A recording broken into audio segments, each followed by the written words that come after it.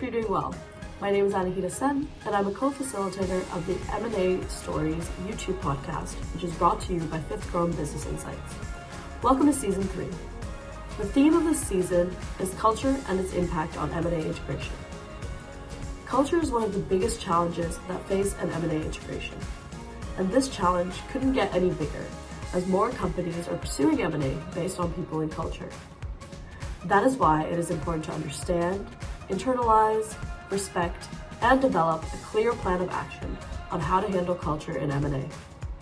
In this season, we will be interviewing industry leaders from across the globe to hear their stories on how they address culture in an M&A integration. So here we go with today's episode. Welcome, Alex. How's it been? And you're part of the world. That's great. Thank you very much. Thanks for having me. I'm in Washington, D.C., so it's getting cold right now, and we're getting ready for the holidays, so it's really nice. Awesome. Are you getting a lot of snow yet, or is that None, still... not yet. That takes some time. Usually that's a January, February event, but it is starting to get in the teens a little bit, which is it's nice. It's a good change. Brilliant. Yeah, we've had some very cold days, although it's not snowed here as well, but our surrounding countries, they've had their fair share of snow. But looking forward to having some snow, hopefully during the holidays. But that's not the reason why we are here. We are here to talk about culture, especially in post-merger integrations in M&A, and how it impacts. But before we delve into the culture topic, why don't we start with a bit of an introduction, Alex? Yeah, absolutely. So I after about a career in the Marine Corps, I spent in the U.S. Marine Corps. I pivoted over to corporate America to do M&A integration-like work, trying to make sure that we were integrating the companies appropriately. And so I've been doing that for a little bit over 8 years, off and on, different types of deals, everything from asset sales to acquisitions, mergers, spinoffs, you name it. So it's been, to me, it's not only something that I've done here in corporate America, integrating people and integrating cultures, but also when I was in the Marine Corps, that's a lot of what I did as well. I had groups that I would bring into infantry units, and we would have to be a part of their culture, and they have a very different culture from what we had. And so we would have to work with them to try to facilitate airstrikes or medevacs or whatever it was, and then we pull out and go somewhere else. So it was a constant, always making sure we were not only integrating procedures, processes, and people, but also thinking very carefully about the culture that they have, the culture that we have, and how we were going to bring the two together.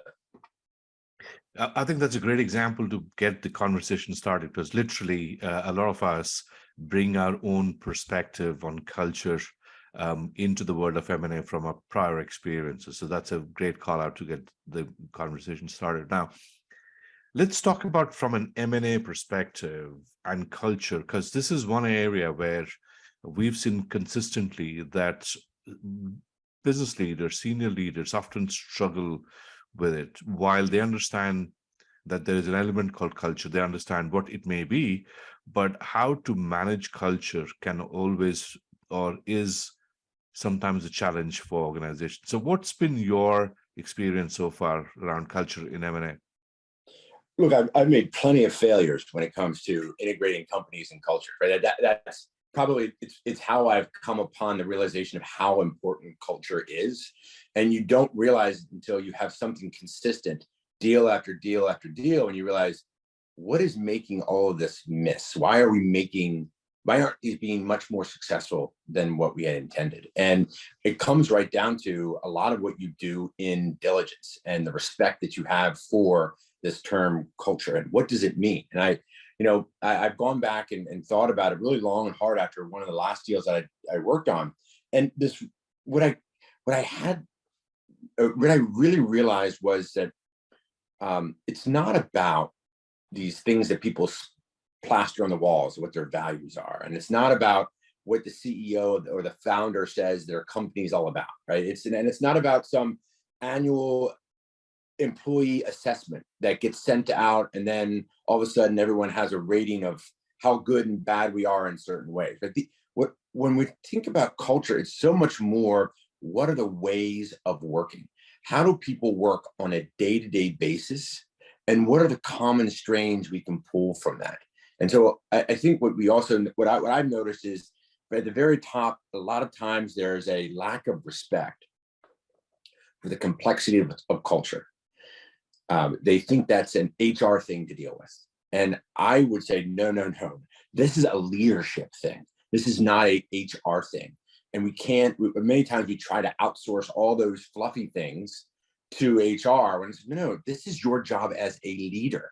You have to think about your people and how you're going to bring them together. So I think many times it's a lack of respect for the complexities of culture. I think it's also a lot of times the miss is you've got deals being driven by corporate development, and corporate development, love them to death. Don't get me wrong. I'm not disparage them at all whatsoever. They do amazing work, but they focus on the numbers, the deal. What risks exist that would blow up the deal getting done, or what would exist that would make it so we have some infosec issue or some other major legal issue? These are the types of people that they know how to sprint from diligence to sign. And once it's done, they move on to the next deal. Then they hand it over to integration, and integration has to run with it in a way that, wait a second, there's so many things that really needed to get done here early on, but the focus was just, can we get the deal done? And there's a difference between the sprint of the deal and the marathon of the integration.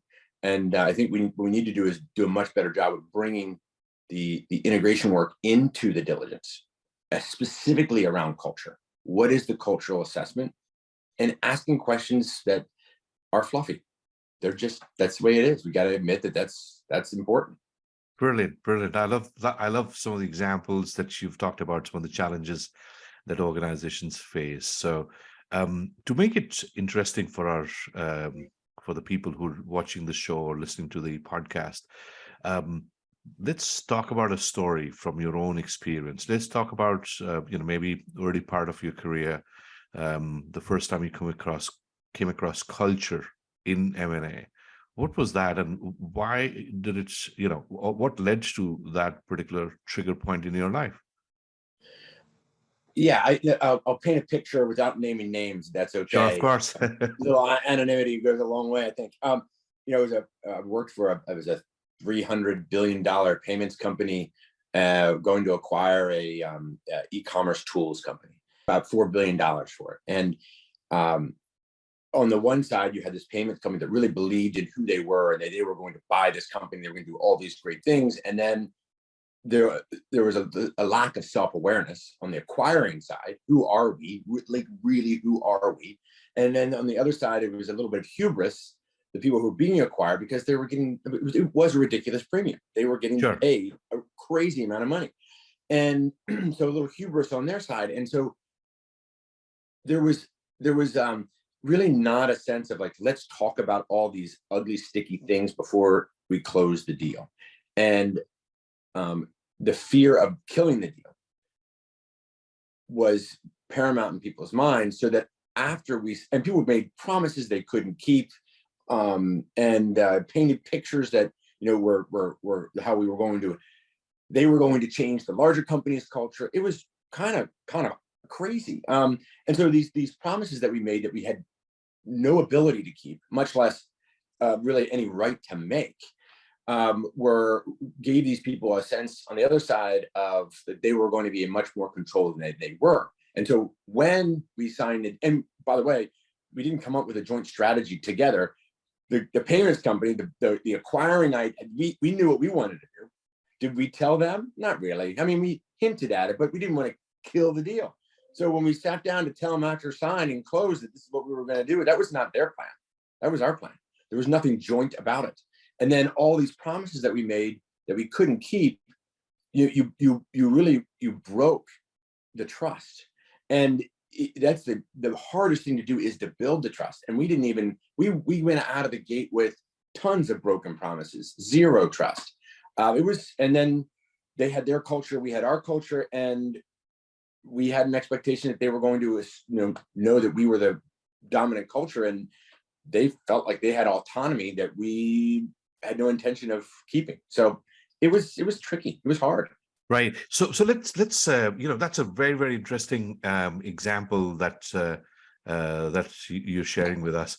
So help me understand a bit more about the original plans, right? So it's the pre-deal thesis when this 300 billion gorilla wanted to acquire this 3 billion, not 3 billion, that was the price that was paid, but let's assume that it was about a billion, maybe billion and a half, or whatever it was, company. What was some of the thinking in the heads of the leaders of the acquiring company? What were they thinking of when they acquired this particular company from a strategy perspective?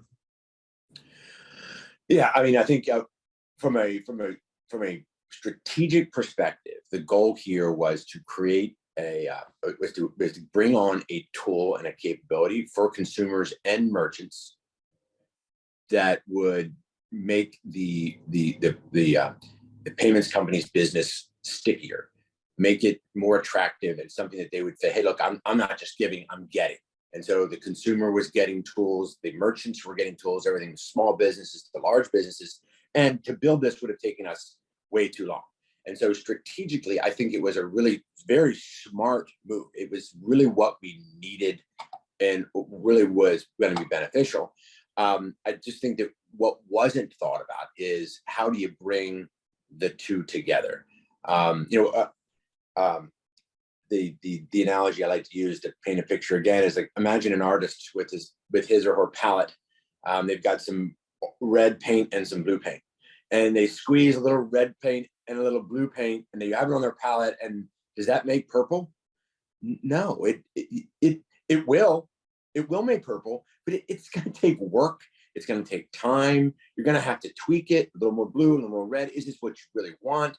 And so I think people just assume that integrating people is the same thing as like bringing cultures together. You have to, it's a shift from integrating people to inclusion of cultures and creating one culture rather than two, unless your goal is to have true autonomy of the separate company, which definitely is an integration strategy that I've been involved in with some companies. But you can't go in and say, you have autonomy and then think you're going to bring the cultures together really like that. It doesn't happen like that. Sure. And let's say purely from a structure perspective. So the acquiring company wants to get this tools company. But they would use their own sales channels to sort of deploy this tool. They would use probably their own distribution marketing channels with their partners to do that selling and marketing. So essentially what you're looking at was kind of the technology and maybe the product guys in the other organizations, not really the sales and marketing and the business engine, right? I mean, will that be kind of an approximation of Yes. And yeah, thanks for bringing me back to the strategy part, because that was the original question. Yes, I think it was a combination of, they had their own sales team, right? So we wanted to figure out, where is the cross sell? How can the payments company sell the e-commerce tools? How can the e-commerce tools leverage the payments, and bringing those two together? That was the initial kind of, how do you increase the revenue, right? But then the second part is, how do you get more consumers and to use these tools? So then you create that flywheel where you bring more consumers, attract more merchants attract more consumers, and all of a sudden you're driving more business, not just because you're doing a cross sell, but because the combination of the two brings more value to both sides of the two-sided network. Right. Okay. Now let's talk about a bit about the cultural differences between the two companies. And I kind of assume that the large company here was probably focusing a lot more on the profitability side of things, on command and control approach in the way they would manage the organization, emphasis on getting productivity and efficiency and that kind of thing. Whereas this smaller company was probably more focused on growth, on revenue gen, maybe some focus on profitability, but largely focusing on gaining market share, a lot more entrepreneurial. What was the sort of cultural mix at that point in time in both these companies? Yeah, I mean, the company being acquired was definitely not worried about net income. They Right. never do. It's like, it's all about growth in revenue, growth in market share. That's really what they're after. That those expenses, those are wily things that really, no one ever, focuses on. Right. So they had a very scrappy culture, very founder. There was two co-founders, very driven by them. They really did garner a tremendous amount of respect and out of their people. And so, and they were extremely visionary, very smart and very visionary from a product perspective. They knew how to build amazing products and in a way that would really attract consumers and merchants to their tools that they were developing. So a tremendous amount of credit I give to them for really what they were able to create. And they truly believed in their ways of working, their culture, the scrappiness of that culture. On the other side, you have a very a larger payments company, understands compliance, understands the legal. When you get that large in the fintech space, you have to. That's when the regulators start to pay attention to you, right? So you get, there's a great chasm between the big fintechs and the little fintechs, because the mid-size, they get scared away by the regulators and they sell themselves out to the big guys, or they just go extinct because they can't handle the increased scrutiny. So the larger company was much more focused on quarterly earnings, focused on making sure that we were following the law, compliance being looked at. You have the marketing folks who come in and they want to make there's a consistency when it comes to brand, and that the brand of the larger company was the predominant one, and the acquired company needs to fit under it. So function by function, everybody had their way of doing it, right? They had their playbook, their checklist, if you will. Sure. And that's important when you get big, that you have a consistency and a view of how do you operate. And that maturity and that discipline wasn't necessarily there with the smaller and scrappier companies. Sure. Now, did these two founders kind of stay on? Did they have like an earnout or something as part of the deal, or did they exit the moment the company was bought, acquired? No, the plan was to have an earnout where they had to stay for 3 years. That was the part of the structure of the deal, was that they were part of it. It was not a walk away at all. Sure. And I would assume that when these guys came in, they probably were onboarded at like a middle management level, because on one side they were the founders and the literally the guys who are running this company. But typically what's seen is when large companies acquire that side of a small company, their guys, the top guys, tend to get embedded in sort of the middle management layer. I mean, that's middle management layer. It's not the line management, but I'm saying departmental heads, functional heads, that kind of thing. Was it the case in this one as well? Yes, exactly the case. Right. Okay. Cool. So it's really setting the context here. So what kind of triggered off the culture bomb here? Right. I mean, what was the point when you guys figured out culturally it was not just a mismatch, but it's a problem that you need to deal with sooner than later? Shortly after close, very shortly after close, we met at the headquarters of the acquiring company, and there was this meeting about talent acquisition, and let me take a step back. We were talking about what was this target operating model? What were we going to do with the company, and how would we phase and sync in time the integration of the functional areas into the larger company? And you could tell by the look on their face, they were a little like surprised. They were just like, well, okay, well, I kind of get it, but there's some things we don't like, specifically around talent acquisition. We want to retain our own talent acquisition. And so my initial reaction was, well, shoot, that's a non-starter. There's no way. And the executive sponsor was like, no problem, we'll make it happen. And I looked at someone at the table and I thought to myself, one, he can't make that promise. It's not his promise to make. And the second thing was like, there is no way that the head of HR is going to allow talent acquisition to exist outside the larger company. Right? And so at that point in time, I thought, oh shoot, we're going to be in trouble pretty soon, because that's a promise that just got made. That's a promise that's definitely going to get broken. They're not going to forget about that promise. And then as time went on, I learned more about some promises of autonomy and some promises and then right after that meeting, we went into a larger meeting about what the vision and the strategy was. And so PayPal sat down, excuse me, the acquiring company sat down and said, here's what we're doing, this is what we're thinking. We want to get your ideas too. And there was just this wash look from the acquired company thinking, well, I get it, but that's not what got me excited about this deal. Right. And so you could just tell there was a mismatch in what that joint strategy was going to be. There was nothing joint about it. Sure. It was the acquiring company strategy. What we could tell was going to be different from the acquired company's strategy. And I don't even know if the acquired company really had that much of a deeply rooted strategy. I think they were just very excited about the gobs of money they just put into their pockets. And I would have been excited about it too. Don't get me wrong. Sure. But that was when I realized, okay, we are going to be in the thick of it pretty soon. Gotcha.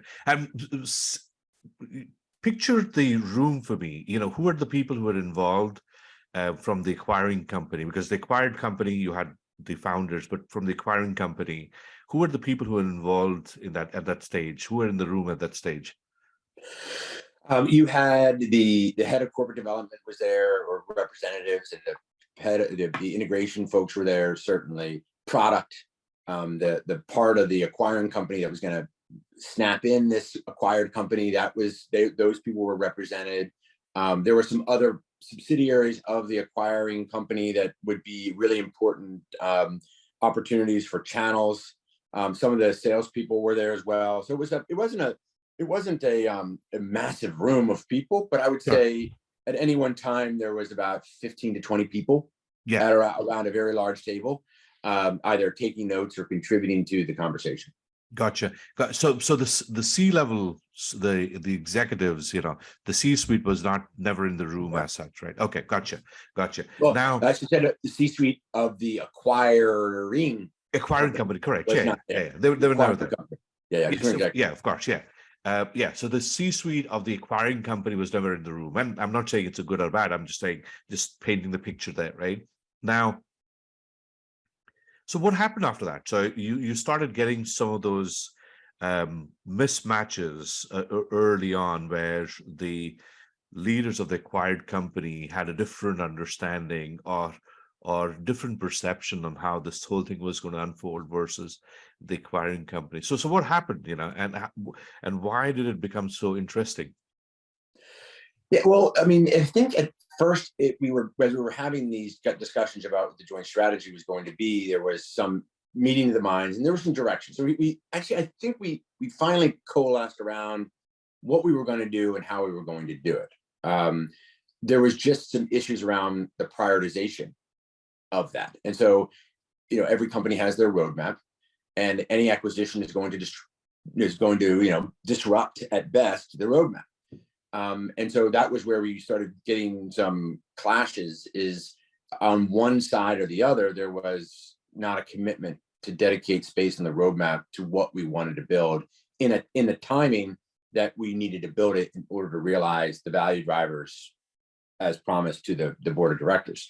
So we had to work through a lot of that. But then that was from a value drivers perspective. But then there was also this cultural and who we were going to be together and separate, and how separate and autonomous everything was going to be. And that's when we started to really have some run-ins with the leadership. And in an effort to deliver the messages that were not very popular, I was talking to them and I was explaining to them what we needed to do and how we needed to do it. And, look, I don't know if that's really going to work.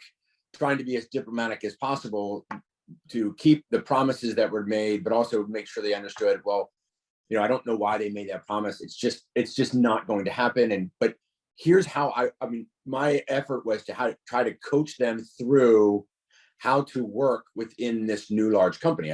Your question, I think right before this was. So we're just going to come to that coaching part because, So what happened with the head of HR, right? When he or she heard about the talent acquisition resistance coming in from the acquired company. So if you could just paint the picture there. Oh, it was the quickest no you could ever imagine in your life. I mean, it was a not. So then that became the hard part, because the person who made the promise wasn't the one who had to deliver the message that the promise wasn't going to be kept. Right. So you have an SVP making a promise. Right. He tries to talk to the EVP, head of HR. She says absolutely not. Who do you think delivers the message back? The integration leader. This guy, right? And so when I go and I tell them, like, this is not going to happen. I don't know why they made the promise. They shouldn't have. Here's how it works. Let me explain to you this new company you've just been a part of. Right. And your question earlier, like, they thought they were the CEO and they became middle management. They're not used to not, like, when they say something happens, it happens. They're not used to this anymore. Right. I'm giving them a message they don't like. What do they think they do? Most of us, what do you do? You escalate. They escalate the complaint to my boss or my boss's boss or my boss's boss's boss. And all of a sudden, that's where you have this friction, and that's where you run into issues. And so I think that was how all of a sudden the communication and the trust breakdown between me and the founders started to break down, because they just went around me. Right. Gotcha. Now, at that stage, were you looked as a peer, or were you looked as somebody more senior to the founders in the equation, or were you looked down as somebody who was doing a more coordination role and therefore sort of less importance in sort of the hierarchy of structures here? Yeah, I mean, I would say definitely their rank, if you will, right. Was higher than mine. And so I think in the world of, them as a VP and me as a senior director, they knew that they were higher ranking, but they certainly also couldn't tell me what to do. Right. So I had a very unique role where I was like, look, this is what you need to do. I mean, in essence, my words and my actions spoke for the EVP. And so if they didn't like what I was saying, that was where they realized, okay, we've got to escalate to his boss and go up the chain and work through this.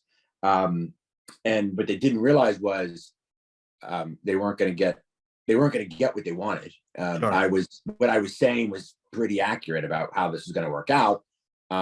It's just that I was willing to work with them and coach them through it, but the other folks were just going to give them the answers. Gotcha.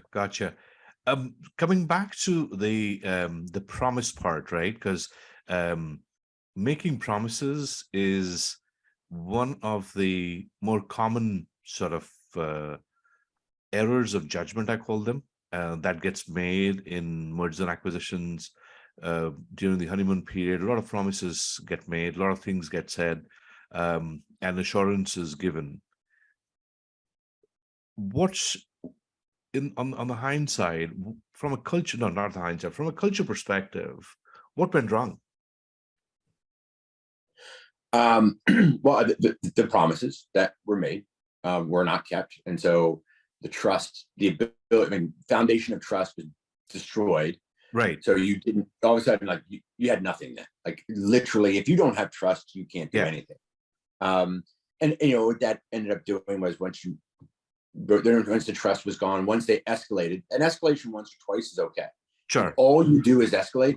Yeah. Then it becomes part of the process. Yeah. Right. You're labeled as whiner, and all your escalations, as good as they may be, fall on deaf ears because they're like, these guys again. Sure. And so then what ended up happening with this deal specifically, what ended up happening was you had sometimes duplicity. Oh yeah, we'll do that. Don't do that. Yeah. Or if they tell you what to do, don't do it. Come to me and I'll tell you whether you really should do it or not. Like that would happen. And then after that, then you had just when people started to realize that they were getting in trouble for the duplicity. Sure. Then you had quiet quitting, where people, especially on the founder side, their attitude was, well, I made my money.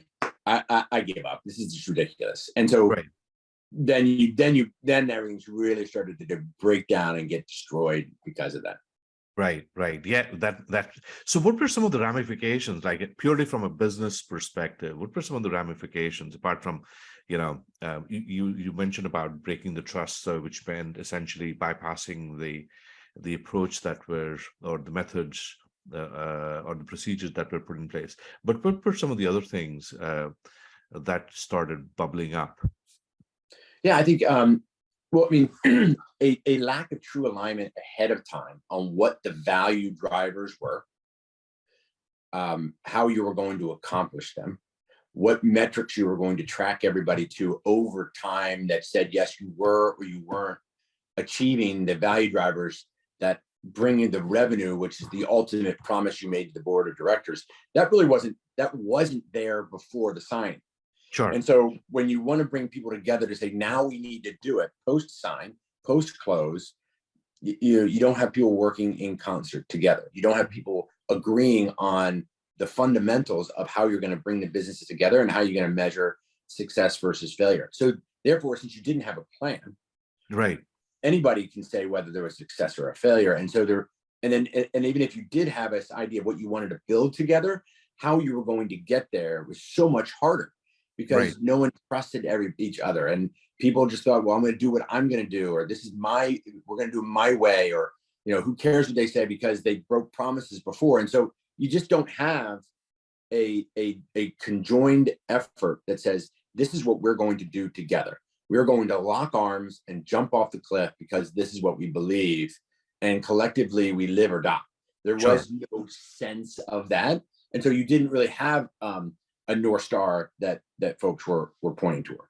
Gotcha. And then you get to a point, honestly, where people look around, they see the ship sinking, and they jump for a lifeboat. And so Right.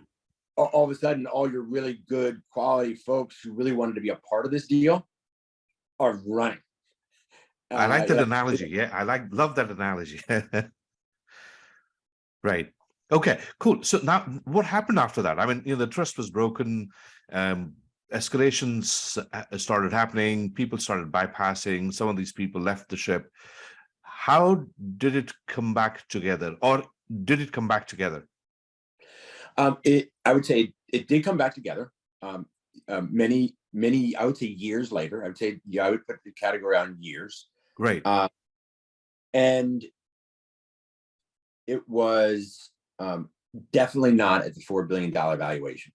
Right. All of the accretion that we gave away a tremendous amount of accretion in the deal. I would, I think if you sat down, you looked at the numbers, truly, what did this meet the value that we paid for it? You'd have to shake your head and say, no way, is it even on track?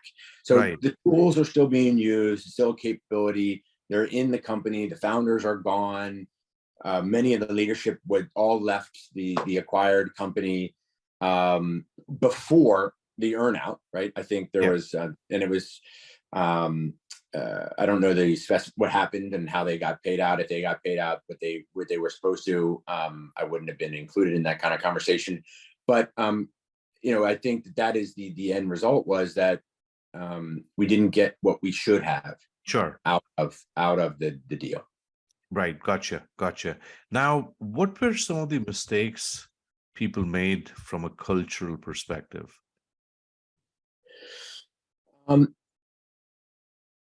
It's a broad question. So let me just say,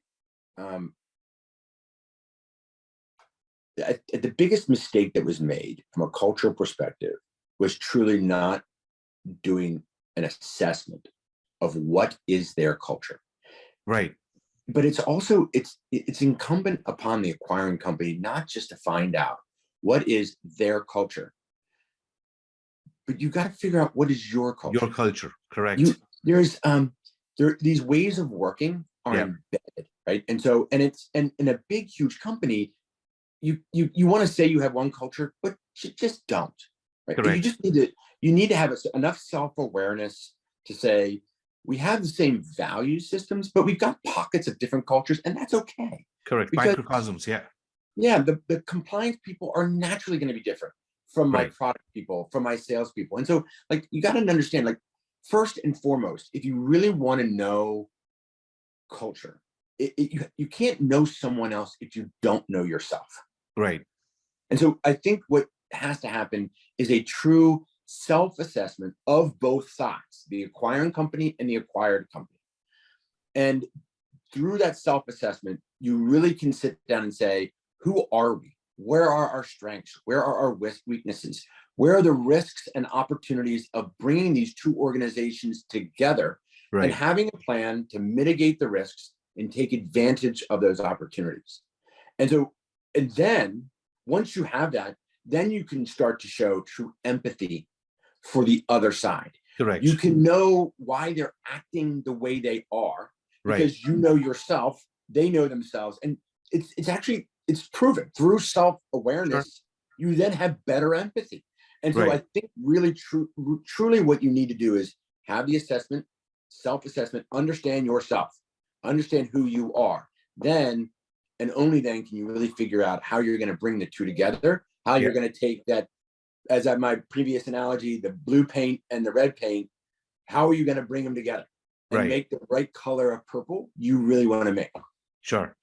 And you and I, we have spoken about this earlier, right? Culture is often an outcome, a manifestation of the underlying structures. Now, one of the common mistakes I see in the industry when large companies acquire smaller companies is that you know that they're going to be different. The structures are going to be different. They're, as you said, their style was a lot more scrappy than the big company, which was focused a lot more on compliance and other stuff, right?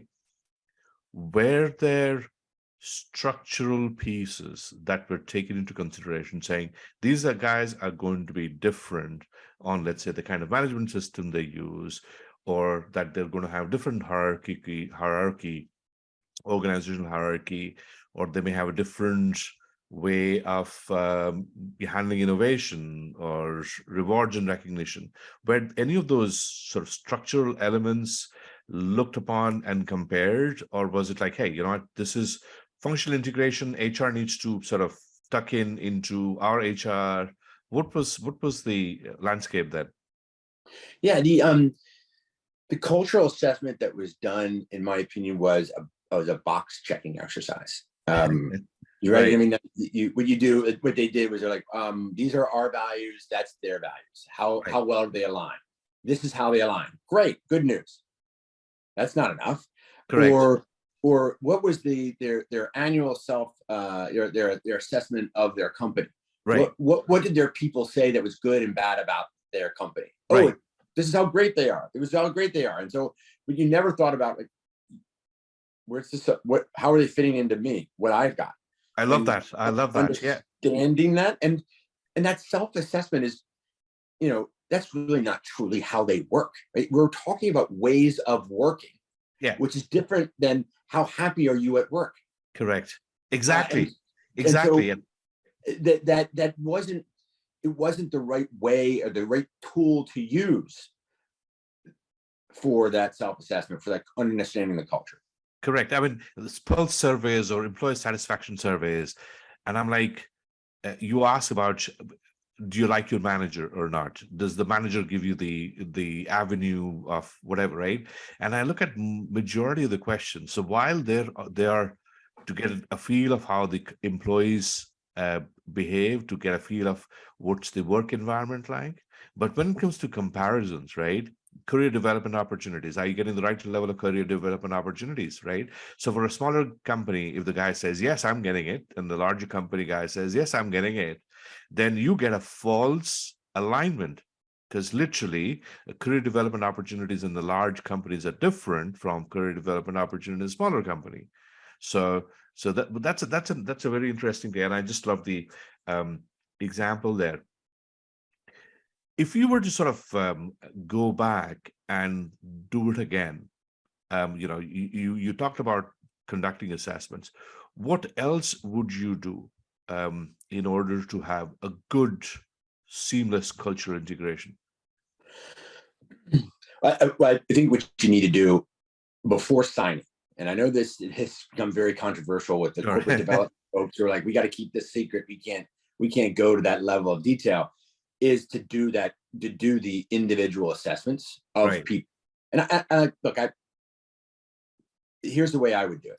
Right. You go get an individual assessment, like say, discovery, insights discovery, or Colby, or some type of individual assessment. Right. And then you get everybody in the company you're acquiring to take this assessment. And look, I get it. And you do this before sign. And I understand, like, wait, we can't let the employees know that we're doing this, as a part of an acquisition. Right. You don't. You can just say, hey, this is a part of our effort to try to do better professional development. Right. And we want to know who you are and what makes you tick. There's no right or wrong answer. We just want to notice that we can be better leaders and managers of you and your work. Yeah. And then we take that information and we can look at it and say, what are they like as individuals? What are they then like as a team, as a function, as an enterprise? Yes. Where do they plot on this wheel so that we understand, like, what makes them tick? How are they?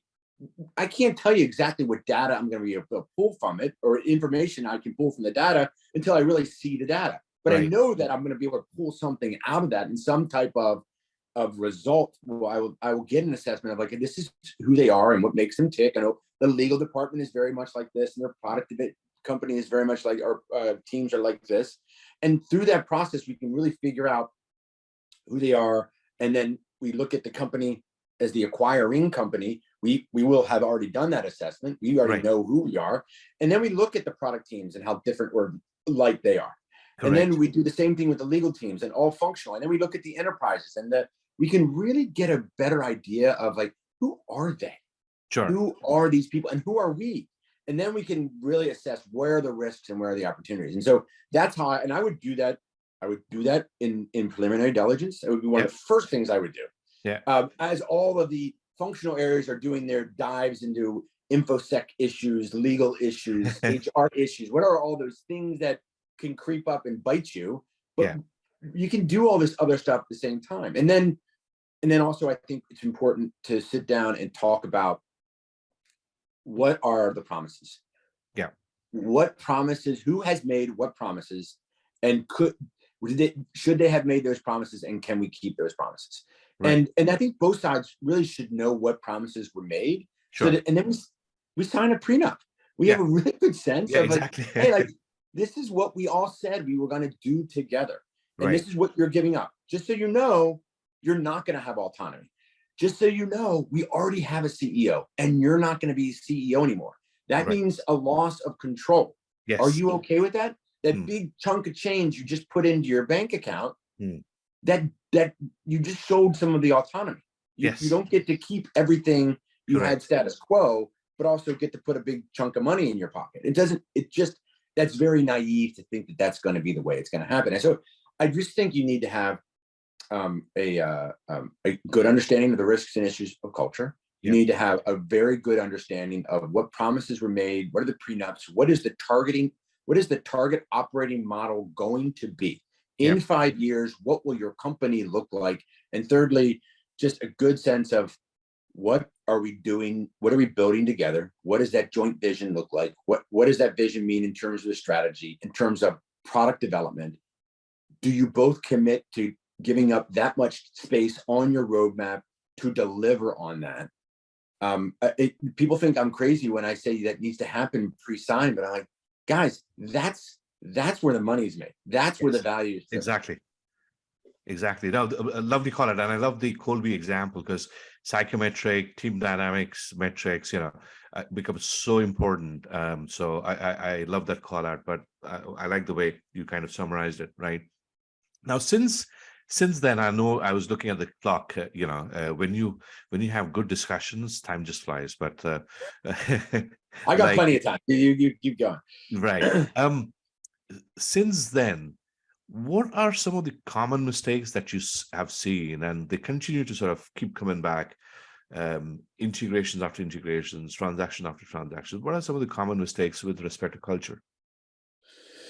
I think it's just a sense of Peter Drucker was the one who said, culture eats strategy for breakfast. Correct.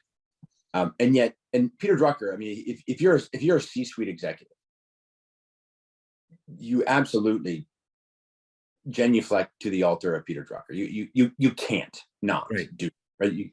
And so, but yet they don't really have the same respect for culture and the complexities of it. And so I think that's really right from the heart of it. It's just a respect for what culture is, and that it's not an HR fluffy thing. Yeah. It's a leadership thing. One thing I noticed, and as I mentioned earlier, I spent a career in the Marine Corps, is and honestly, I don't think you get a stronger culture Right. than that the Marine Corps. And as a matter of fact, no apologies. If you don't fit into this culture, leave. And you know what you're getting into when you Right. join, and when you decide to stay, you're staying for that culture. Otherwise, you get the heck out. Right. But this idea of leadership is really ingrained in Marines and that culture, and the importance of what it means to lead people. And I think what happens a lot of times in corporate America is they just assume that leadership comes with tenure, and that if you're good at your skill set, if you're smart and good at your skill set of building a product or whatever it may be, that you're naturally going to be a good leader in leading people. Right. And it couldn't be further from the truth. And so what ends up happening is people get promoted based on their skills ability, and it's just assumed that they're going to be able to lead people to do it. And what you end up getting is a bunch of really bad leaders because they don't know how to lead, and the companies don't teach them or hold them accountable to good leadership principles and practices. And so I think what you need to do is you need to make sure that you have really well trained leaders who understand that culture and inclusion of culture and integrating people is actually part of their job. It's not HR's job. It's their job. Right. I think the armed forces example is the Marine example is a absolutely brilliant one. And also Peter Drucker's culture eats strategy for breakfast. All of us would not even dispute this phrase, which is great companies have great culture, right? And yet when it comes to culture being an important part, or if not the most important part of a transaction, somehow gets overlooked. And part of that is probably because of lack of awareness of the ramifications of culture. Culture is looked upon as an HR topic that you'd mentioned. What are the ways that people can upskill themselves on understanding culture and understanding the ramifications? Are there books, websites, podcasts, or other things that people can listen up to and participate? Do you have some recommendations there? Yeah. I mean, actually, but probably top of my list, Primal Leadership by Boyzatis McKee, and I can't remember the name of the last guy. But that's all about EQ. What is this stuff called self-assessment or self-awareness, empathy? What are the things that drive successful leaders to be that level 5 leader? I think it's really important that people start to really understand. Wait, what is this? Why do people keep talking about EQ? What truly is it? And to be a student of leadership and culture is important. See, other books that I would say are important to me that I think that are good. Let's take I've recently gone back to some of my philosophy courses. So Meditations by Marcus Aurelius, some real gems in there. I mean, just you wonder, how has this book been around for 2,000 years? I mean, it's been around that long because there are some true gems in there. And if you know anything about Meditation by Marcus Aurelius, it's actually it's a book to himself. Sure. This is his journal, his diary. But but the idea that it's been kept for us and we can use it ourselves and realize what he was going through. And he's one of the best emperors of Rome. And you realize, wow, this guy had some serious issues and had to remind himself to be a good person. It's another great one. Awesome. Good to Great by Jim Collins. Yeah. That's more of a what does it take to go from good to great? What are some of the what have leaders and what have companies done to really make companies go from just B- to A+. And Exactly. I think there's some really great examples, like data points for people to look at as examples. Brilliant, brilliant. And for the listeners and viewers, we're going to put all the description of the books in the show notes so that you can look it up. Brilliant. Couple of very quick sort of rapid fire questions, if you're up for it. Yeah, go for it. Okay, cool. What posturing do you hate the most from senior leadership during M&A or transformation projects? Well, I think, I said was promises. Making promises you can't and won't keep. That's a big one. And then, I think it's a lot of times senior leaders will get into the room with the CEO and say, yeah, we think we should buy this company. And then they don't feel accountability to make sure it gets done. Right. You earlier said C-suite wasn't in the room. We sat down and talked about the joint strategy. Well, right. That's a mistake, because someone's going to need to make space on the roadmap. And how do you make space on the roadmap? You can either hire people, but usually you got to say no to some stuff. Sure. What are you saying no to? And those people are going to squeal when you delay their project that they thought they were doing before you acquired this company. People need to be, own and be accountable, seek to be held accountable for the success of the deal. Yeah, I think we should do this rubber stamp, run away and say, whoa, I can't do that. Sure. Well, you said you could. It's important. Brilliant, brilliant. What behaviors would you encourage amongst teams participating in cultural integration during M&A? You got to give a little to reach an alignment. You really do. You have to realize that, your way is not going to be the way. We had to figure out how are we going to get there, and how do we pace the activities and the changes that we're going to be insisting upon on the company that's getting acquired. It can't all happen at once, and it can't all happen your way. And so you need to understand and have a little bit of empathy for what they're going through, and right. How do you get them through this in a way that doesn't, result in things like quiet quitting, duplicity, escalations, etc. Gotcha. Great call out. What's that one condition that you think is completely non-negotiable in cultural integration in M&A? The early and joint assessment of what are the value drivers, what's the culture, what are we doing together before sign. Absolutely. Gotcha. Before sign. Gotcha. Brilliant. And one sort of final question. Imagine yourself 15 years back, or whenever you started your M&A career. And if you were to give a piece of advice to your 15-year self back, what would that be regarding cultural integration in M&A? Don't be afraid to break some glass. Right. That's how truly, boldness to bring about creative solutions is going to require you to charter a course where no one has ever gone before. And that's naturally what you're going to do when you do that. When you chart a course where people haven't been before, you are going to you're going to break some glass. Sure. And that's necessary in order for you to reap all the sweet rewards that are associated with taking that risk and breaking some glass. So we're going to make mistakes.